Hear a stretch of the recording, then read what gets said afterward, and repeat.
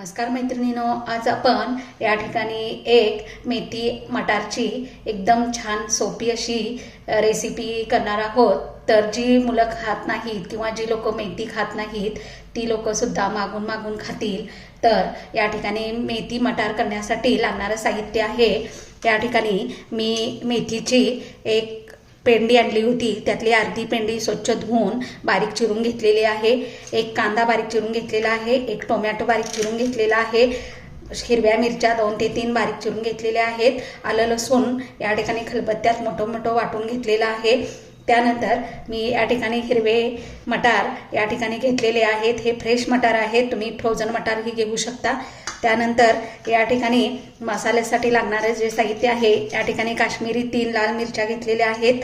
त्यानंतर या ठिकाणी 1 चमचा धन घेतलेला आहे, या ठिकाणी 2 चमचे हरभऱ्याची डाळ घेतलेली आहे, त्यानंतर 1 चमचा तीळ घेतलेले आहेत, 1 चमचा लाल मिर्च पावडर घेतलेली आहे, 1 चमचा हळद घेतलेली आहे, चवीनुसार मीठ घेतलेलं आहे, पाऊण वाटी शेंगदाणे घेतलेले आहेत। तर चला आपण आपल्या रेसिपीला सुरुवात करत आहोत। गॅसवरती मी एक कढई ठेवलेली आहे, त्या कढईमध्ये मी मेथीसाठी लागणारा जो मसाला आहे तो या ठिकाणी घालत आहे। तर मी पहिल्यांदा या ठिकाणी पाऊण वाटी शेंगदाणे घेतलेले आहे, ते या ठिकाणी मी भाजून घेत आहे। शेंगदाणे अगोदर थोडेसे भाजून घ्यायचे आहेत। त्यामध्ये मी या ठिकाणी ही जी 2 चमचे हरभऱ्याची डाळ घेतलेली आहे ती घालणार आहे। गॅसची फ्लेम मिडियमच ठेवायची आहे। हरभऱ्याची डाळ चांगली भाजून घ्यायची आहे। त्यानंतर या ठिकाणी मी 1 चमचा धने घालणार आहे, तेही यामध्ये परतून घेणार आहे। त्यानंतर या ठिकाणी 1 चमचा तीळ घालणार आहे। त्यानंतर या ठिकाणी मी मगाशी सांगायला विसरले होते, 4 ते 5 मिरे टाकणार आहे याच्यामध्ये। याची फ्लेम आता बारीक करायची आहे आणि याच्यामध्ये काश्मीरी लाल मिरच्या घेतलेल्या आहेत त्या मी यामध्ये घालणार आहे। तुमच्याकडे जी मिरची असेल लाल मिरची ती तुम्ही घालू शकता, अगदीच लाल मिरची नसेल तर याच्यामध्ये 2 हिरव्या मिरच्याही तुम्ही टाकू शकता। आणि हा मसाला जो आहे तो मंद गॅसवर भाजून घ्यायचा आहे।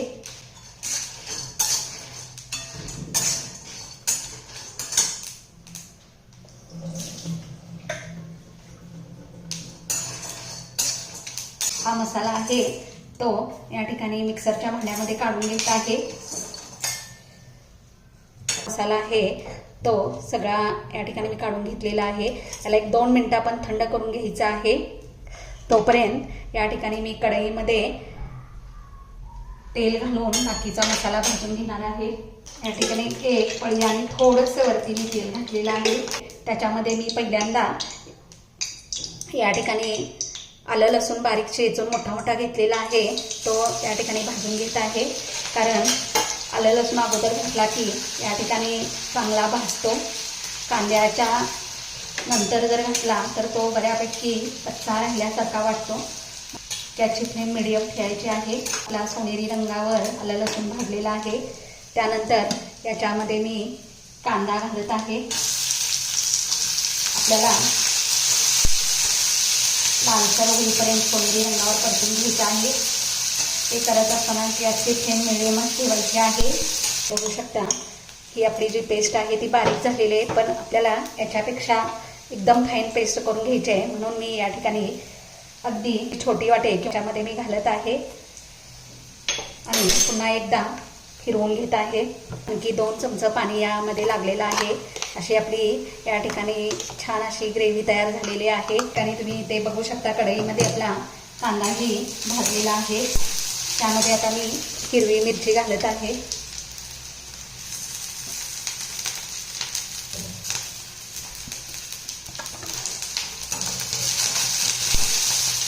या ठिकाणी जे मटार आहे ते यामध्ये घालत आहे। त्या ठिकाणी आपले मटार भाजून झालेले आहेत।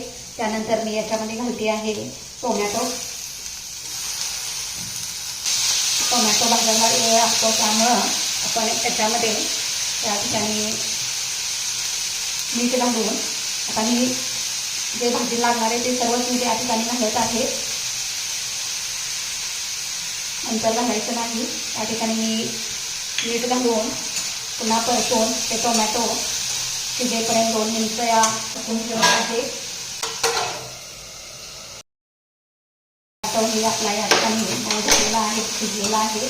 आता सगळ्यात महत्त्वाचं म्हणजे या ठिकाणी आपण जी बारीक मेथी चिरून घेतलेली होती ती यामध्ये घालायची आहे. तर या ठिकाणी तुम्ही बघू शकता आपली मेथी छान अशी यामध्ये भाजलेली आहे. आता आपल्याला यामध्ये थोडे दुसरे मसाले करायचे आहेत. यामध्ये जास्त मसाले नाही घालायचे आहेत. फक्त या ठिकाणी अर्धा चमचा हळद, लाल मिरची पावडर 1 चमचा घालायचे आहे. जास्त नाही घालायची कारण आपण वाटणात मिरच्या घातलेल्या आहेत, त्यानंतर हिरव्या मिरच्या घातलेल्या आहेत. जर तुमच्याकडे लहान मुलं असणार असतील तर तुम्ही हिरवी मिरची स्किप करू शकता. आपण या ठिकाणी वाटण केलेलं आहे ते सर्व याच्यामध्ये घालायचं आहे. असं करून घ्यायचं आहे. या ठिकाणी हे 2 चमचा पाणी, तुम्हाला जर ही ग्रेव्ही टाईप पाहिजे असेल तर तुम्ही पाणी थोडंसं जास्त घालू शकता. 2 ते 2.5 चमचा पाणी घातलेलं आहे मी याच्यामध्ये. तुम्हाला याच्यापेक्षा जास्त पाणी हवं असेल तर तुम्ही घालू शकता. आणि पुन्हा एकदा आपण हे सर्व मिश्रण या ठिकाणी हलवून घ्यायचं आहे. या मिश्रणाला एक वाफ काढून घ्यायची आहे.